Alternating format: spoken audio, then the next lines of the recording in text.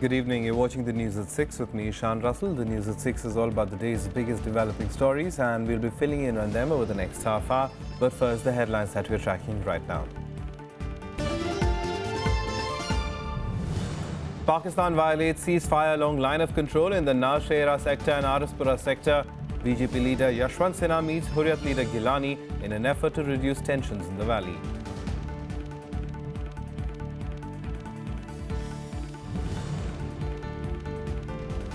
Legal battle looms for the Tata Group. Ousted chairman Cyrus Mistry files for caveats with the company law tribunal. Ratan Tata asks staff to focus on business as Tata stocks fall by up to 3%.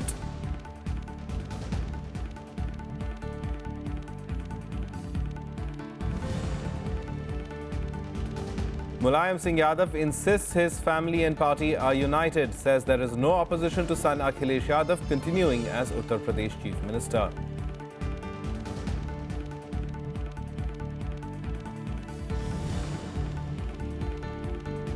And 60 police cadets shot dead, 118 people injured in terror attack on training academy in Quetta, Pakistan. All 5 terrorists killed after a 5-hour-long operation.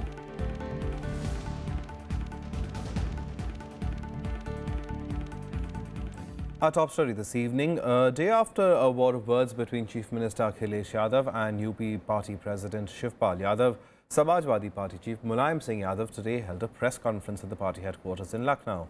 While asserting that the family and the party is united, Mulayam said a decision on the chief ministerial candidate will be taken after the party wins the state elections. The statement triggered speculation that Akhilesh may not be named the party's chief minister candidate before the crucial elections. It was neither a picture of unity nor did his statements carry too much conviction. But the national president of the Samajwadi Party insisted on Tuesday that his party and family were united. हमारे परिवार एक है, party एक है। Party एक है, परिवार एक है, पूरे कार्यकर्ता, पूरे नेता एक हैं।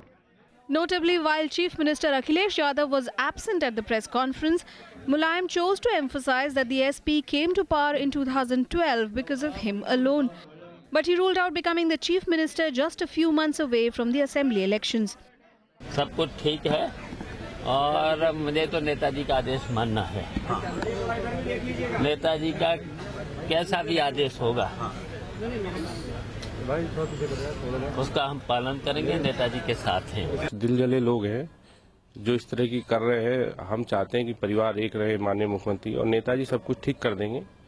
नेताजी सब कुछ ठीक भी कर देंगे। उन्होंने पूरे देश में उनका जो किरदार है वो किसी से छिपा नहीं है। उन्होंने देश की राजनीति की, प्रदेश की राजनीति की, सब कुछ ठीक किया। परिवार भी ये भी ठीक कर देंगे, सब ठीक हो जाएगा। ऐसा कुछ भी नहीं हुआ जिसके नाते ये कहा जाए कि समाजवादी आंदोलन और विचारधारा को कोई नुकसान पहुंचा है। समाजवादी विचारधारा, आंदोलन और नेतृत्व यथावत हैं, मजबूत हैं और पूरी ताकत के साथ सांप्रदायिक ताकतों को ध्वस्त करने में सक्षम हैं। While remaining evasive about his brother Shivpal's return to the cabinet, Mulayam once again defended party MP Amar Singh, who was blamed by the Akhilesh faction for the problems within the family. The developments once again prompted political rivals to call the SP a sinking ship. Over the past few months, I think there is no sense of governance that exists in the state of UP. Akhilesh Yadav and Mr. Mulayam Singh Yadav must immediately put an end to this drama.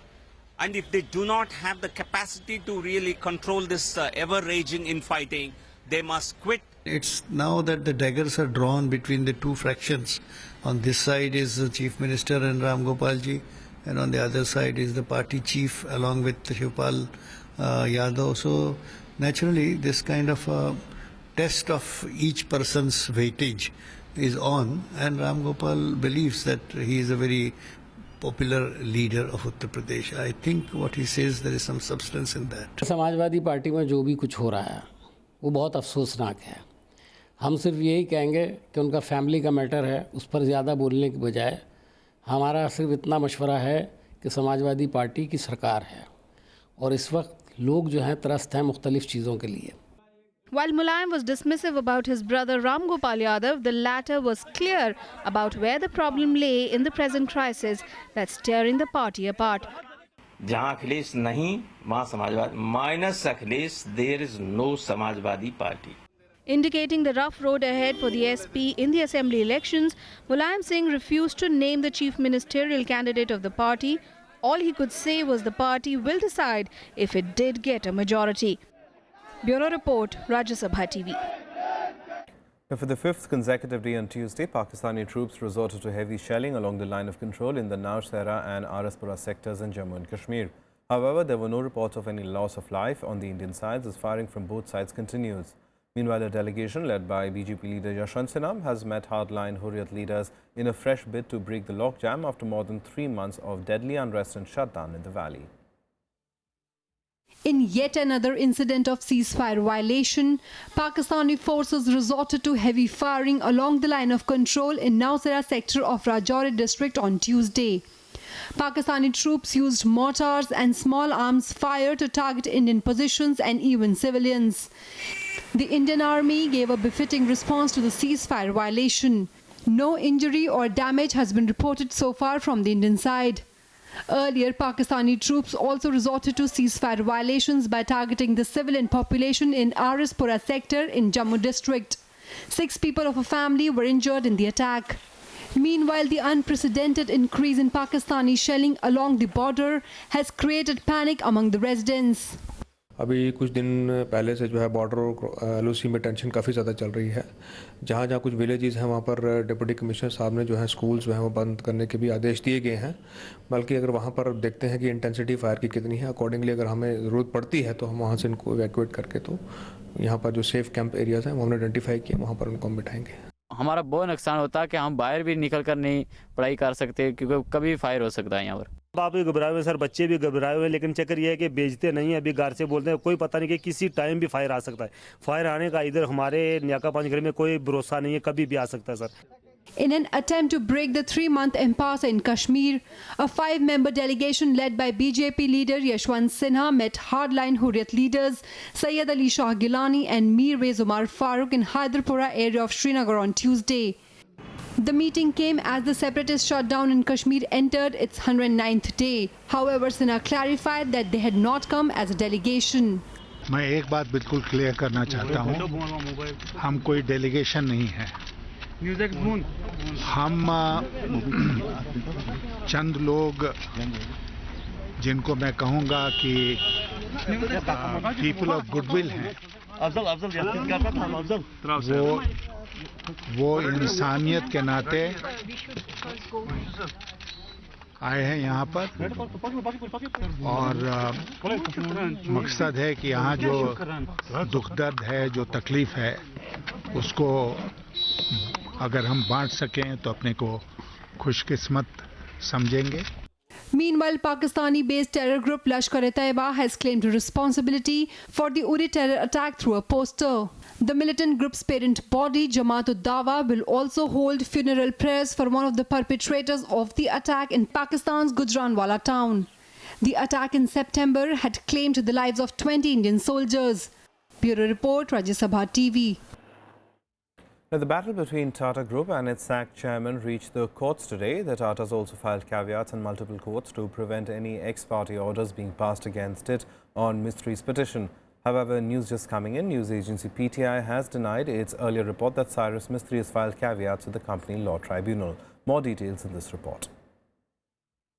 A day after being sacked as chairman of the Tata Group, Cyrus Mistry resorted to legal action. Mistry filed 4 caveats at the National Company Law Tribunal on Tuesday, 3 against Ratan Tata, Tata Sons and Sir Dorabji Trusts. The Tatas too filed caveats in the Supreme Court, the Bombay High Court and the National Company Law Tribunal to prevent Mistry from getting ex parte order against his sacking.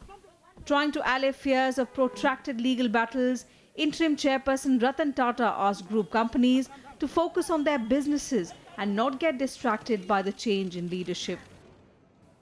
He told managing directors and senior leaders of Tata companies to focus on their market position vis-a-vis competition and not compare themselves to their own past. He further stressed that the drive must be on leadership rather than to follow. Tata said he assumed the role of interim chairperson for stability and continuity so that there is no vacuum.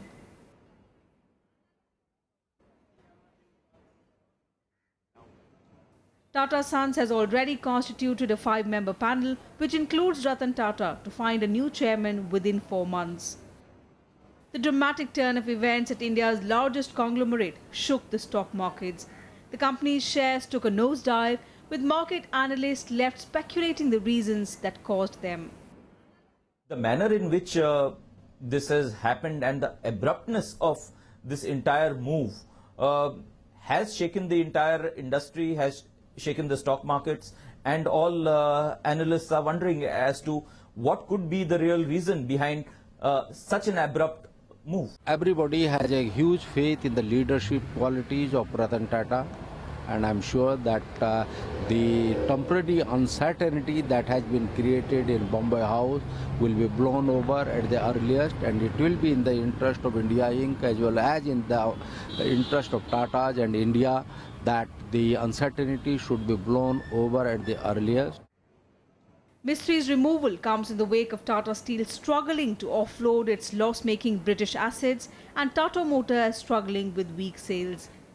Mistri's incapability in resolving the long-running dispute with Japanese firm NTT Docomo that cost the company $1.2 billion in damages is also being seen as a reason behind his sacking. Bureau Report, Rajya Sabha TV.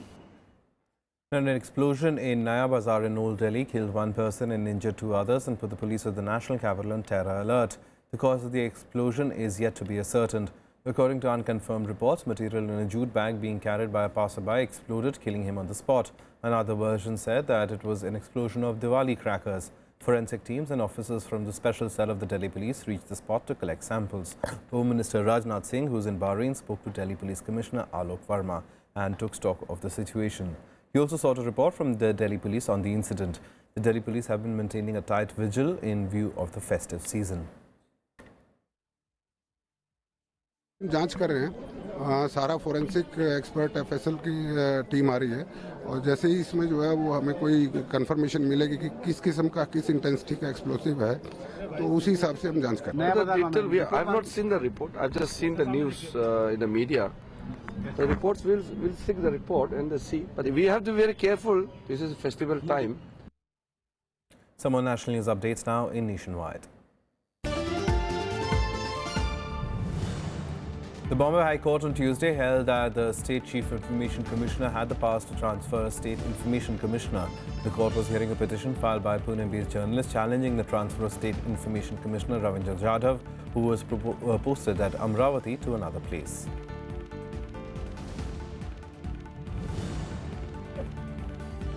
The Supreme Court says it will not reconsider a 1995 judgment in which it defined Hindutva as a way of life and not a religion.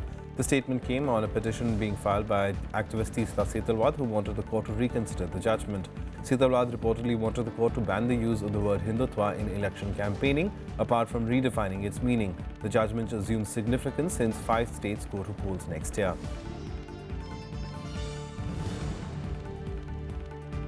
The Odisha government on Tuesday put collectors of 14 districts on high alert, even though the IMD predicted that cyclone Quetta is likely to move towards the Andhra Pradesh coast. The directions were issued by Chief Minister Naveen Patnaik through video conferencing while viewing their preparedness. Cyclone Quetta is moving towards the north of Andhra Pradesh, but the coastal region and adjacent districts may experience rainfall under its impact on 27th and 28th October. Time for us to take a short break. Lots more on the other side. Do stay tuned.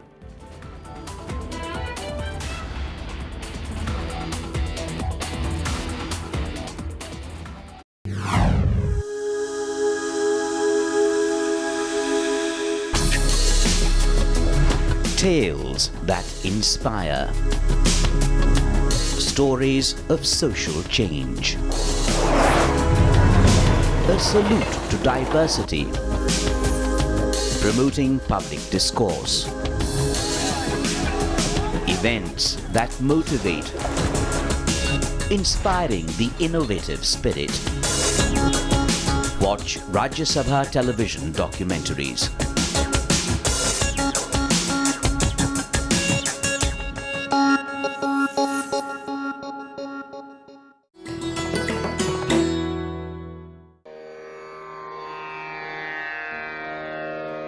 The sacred relics of Buddha were unearthed in Piprava in Uttar Pradesh.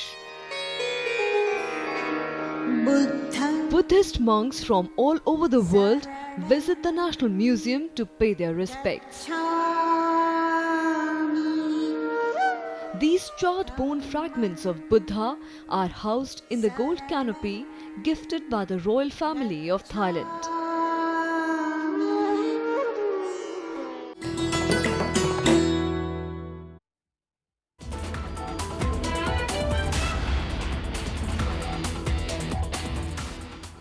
Welcome back. You're watching the news at 6. Some international news now, and at least 60 police cadets were killed and 118 injured in an attack on a police training academy in Quetta city of Pakistan last night. Security forces shot dead all 3 militants involved in the attack.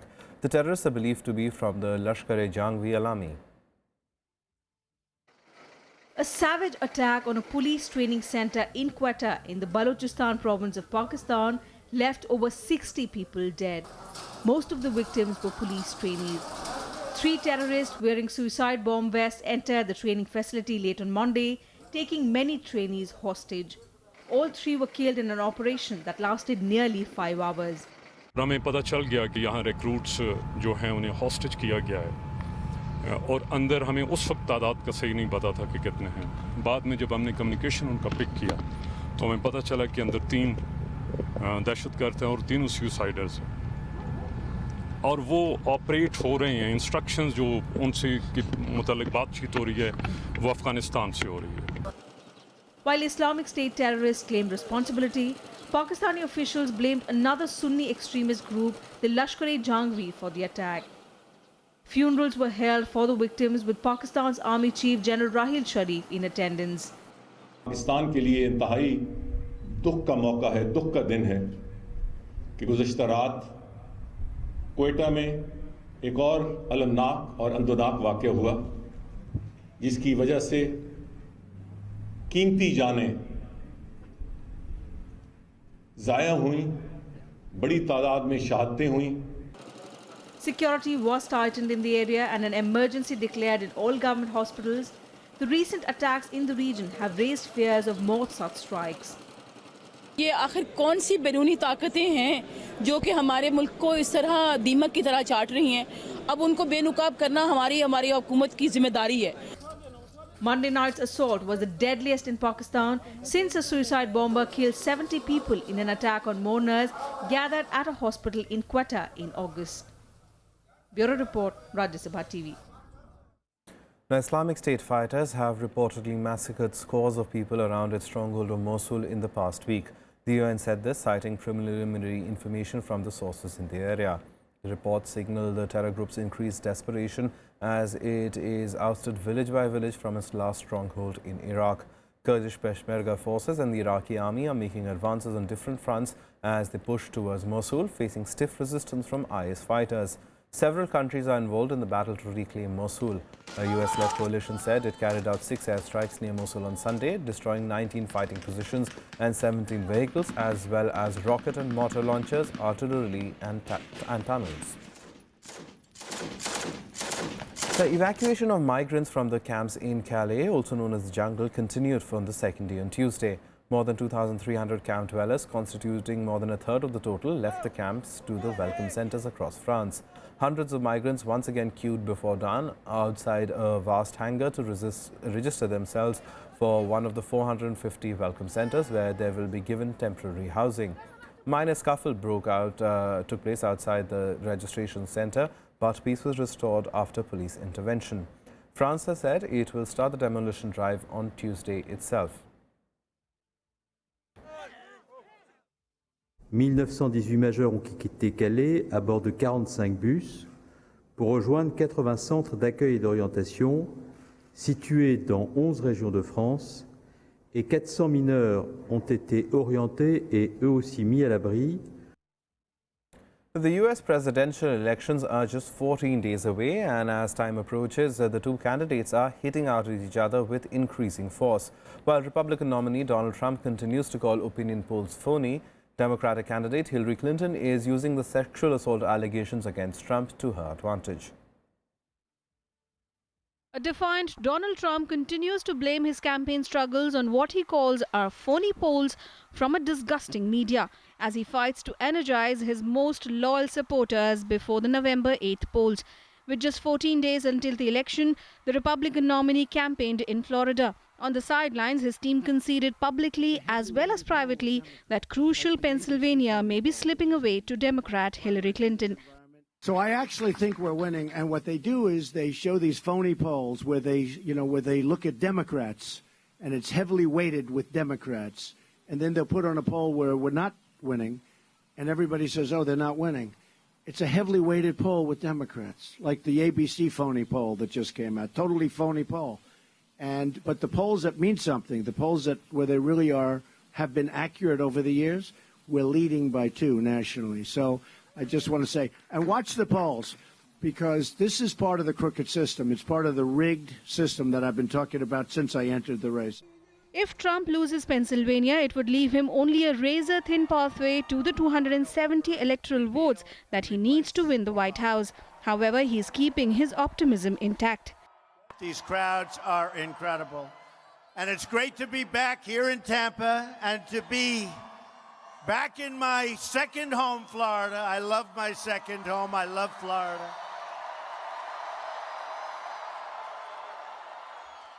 In case you haven't heard, the new poll from Investors Business Daily, the most accurate poll for the last 3 presidential elections by far, has us up 2 points nationwide.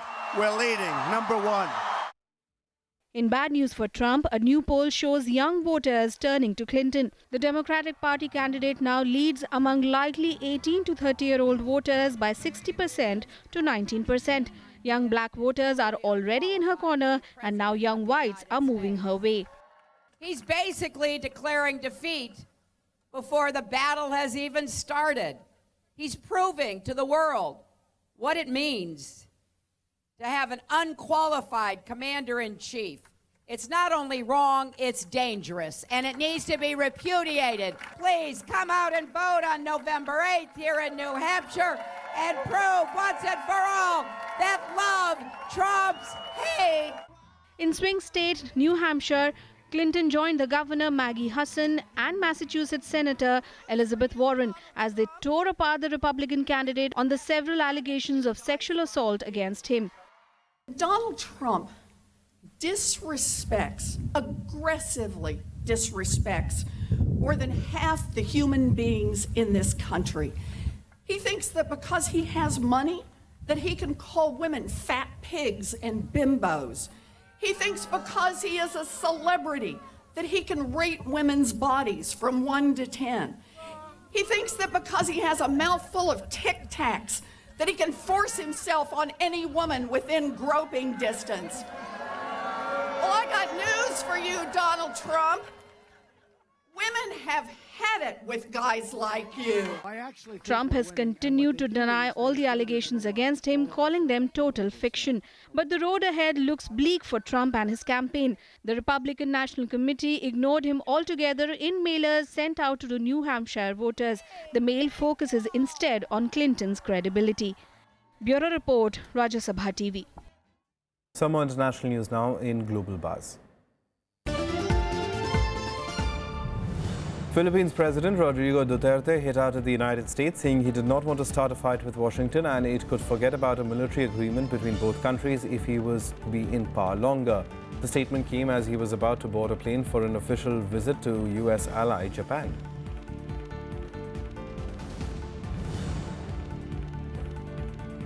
At least 12 people were reportedly killed after terrorists blew up a part of a hotel in Kenya. The blast ripped through the guest house in the Mandera region of Kenya in a raid claimed by the Islamist Al-Shabaab militants.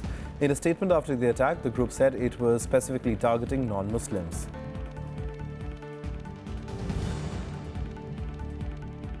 Six people died and hundreds were evacuated after a fire broke out at the ICU of a major government hospital in Malaysia's Johor Bahru. Malaysian Health Ministry's Director General Noor Hisham Abdullah said that it was unclear what started the fire, whether the casualties were patients or hospital staff. He further said that the evacuated patients will be taken to other hospitals in the state. That's all from us. Goodbye.